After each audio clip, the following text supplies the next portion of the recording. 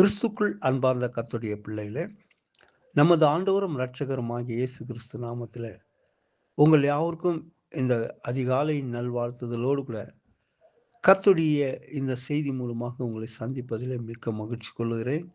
கர்த்தர் நம் அனைவரையும் ஆசீர்வதிப்பாராக. சங்கீதம் 19 கர்த்தருடைய வேதம் குறைவற்றதும் ஆத்துமாவை உயிர்ப்பிக்கிறதுமாய் இருக்கிறது என்று சொல்லி நாம் வாசித்து அறிகிறோம்.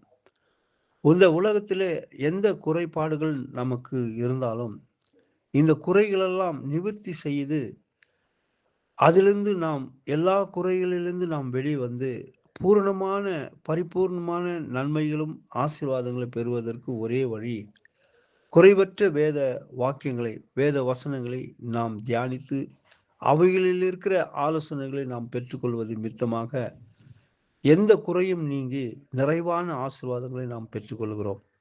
ஆகவே அது குறைவற்றதும் அதோடு கூட விசேஷமாக ஆத்மாவை உயிர்ப்பிக்கிறதுமாக இருக்கிறது.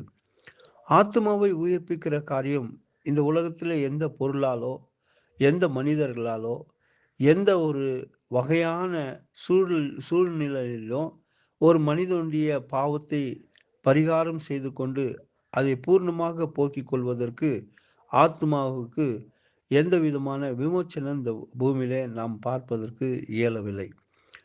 ஆக பாவம் செய்கிற ஆத்மா சாகிறது என்று சொல்லி வேதம் சொல்கிறபடி செத்துப்போன நிலையில் இருக்கிற இந்த ஆத்ம ஜீவத்தை மீண்டும் உயிர்ப்பிப்பதற்கு கர்த்தருடைய வசனமானது, கர்த்தருடைய வேதமானது அது குறைவற்றதும் இந்த ஆத்மாவை உயிர்ப்பித்து நமக்கு ஜீவனை வழங்கி மனுஷீகமான ஒரு வாழ்க்கையை நமக்கு அமைத்து தருகிறது. ஆகவே நம்முடைய வாழ்க்கையில எந்த குறையும் இல்லாமல் ஆத்மாவில் உயிர்ப்பிக்கப்பட்ட நிலையில் வாழ்வதற்கு வேத வசனம் கர்த்தருடைய வார்த்தை நமக்கு போதுமானதாக இருக்கிறது. அது மாத்திரமல்லாமல் சங்கீதம் 119 வசனத்தை வாசிக்கும் போது, உமது பிரமாணங்களில் மகிழ்ச்சியாய் இருக்கிறேன், உமது வசனத்தை மறேன் என்று சொல்லி இந்த சங்கீதக்காரன் எழுதியிருப்பதை நாம் வாசிக்கிறோம். அவருடைய பிரமாணத்திலே ஒவ்வொரு நாளும் மன மகிழ்ச்சியாக இருக்கும்போது நிச்சயமாக நமக்கு வெற்றி வாழ்க்கை உண்டு, வெற்றி ஜீவனம் உண்டு. தேவ வசனத்தை நாம் கடைபிடிப்பதால் வருகின்ற நன்மைகள் ஏராளமாக இருக்கிறது. அதிலே ஒரு சில நன்மைகளை பற்றி நாம் சுருக்கமாக தியானிக்கிறோம். சில ஆசீர்வாதங்களையும் இதில் அடங்கி இருக்கிறதை நாம் பெற்றுக்கொள்கிறோம். அதாவது முதலாவது, பாவத்தை விலக்கி தேவ பக்தியை பற்ற மிகவும் உதவியாக இருக்கிறது வேத வசனங்கள். தேவனை போற்ற உதவியாகவும் உந்து சக்தியாகவும் இருக்கிறது. தூய வாழ்க்கை முறையையும் தருகிறது.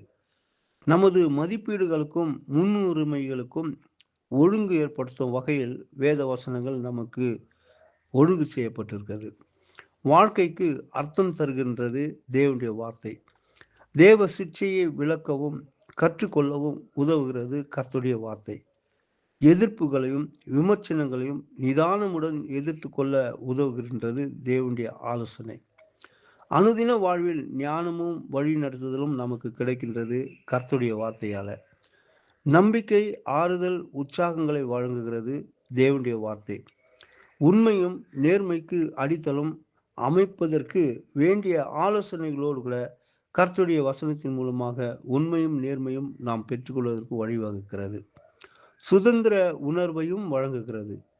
பாடல் நிறைந்த வாழ்வையும் தருகிறது. சுய ஆராய்ச்சிக்கு சிறந்த அளவுகோலாக தேவனுடைய வார்த்தை விளங்குகிறது.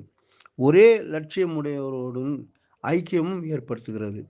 விசுவாசத்துக்கு உறுதியான அடிப்படையாகவும் தேவனுடைய வார்த்தை நிலை நிற்கிறது. பாதுகாப்பையும் சமாதானத்தையும் வழங்குகிறது.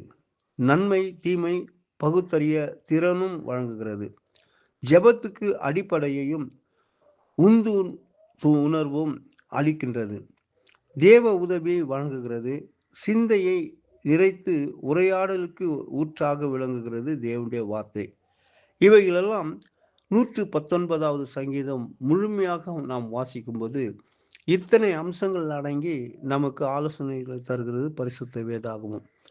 அது மாத்திரமல்லாமல் வெறும் 119வது சங்கீதம் மாத்திரமல்ல, பரிசுத்த வேதாகம் முழுமையாக நாம் வாசித்து பார்க்கும்போது எல்லா இடங்களிலும் மனிதனுடைய வாழ்வுக்கு சரியான ஆலோசனையை கொடுத்து அவனுடைய ஜீவனும் ஒரு உண்மையும் உத்தமும் உள்ள ஒரு ஜீவனும் செய்வதற்கு ஒவ்வொரு வார்த்தைகளும் நமக்கு சரியான ஒரு சத்தியங்களை அள்ளி வழங்குகிறது.